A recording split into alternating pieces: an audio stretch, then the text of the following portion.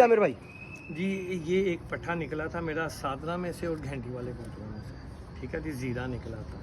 लोग ना कहीं ज़ीरा पसंद नहीं करते, लेकिन इसने आगे बहुत अच्छी ब्रीड चली, अच्छी परफॉर्मेंस दी है। बड़ी अच्छी ब्रीड चली। क्या बात है। कसूर के जो से नईम भट्टी, ताहिर भट्टी साहब के बड़े भाई हैं, जी, भाई जी। थे, अल्लाह ताला जन्नत तो फिरदौस में नईम भट्टी तो है वो क्या नईम भट्टी, ताहिर भट्टी, अहमद अहमद भट्टी साहब भट्टी की साहब। बात करें।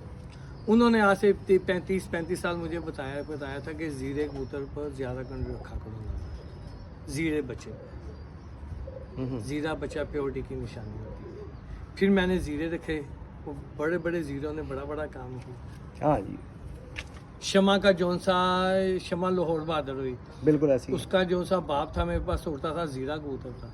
और कई घंटे अब उसके बैठने, गर्मी में परवार 4-5 बजे बैठता था और कई घंटे रात तक उसकी उंगलियां ही नहीं खुलती थी, ऐसी उंगलियां रहती।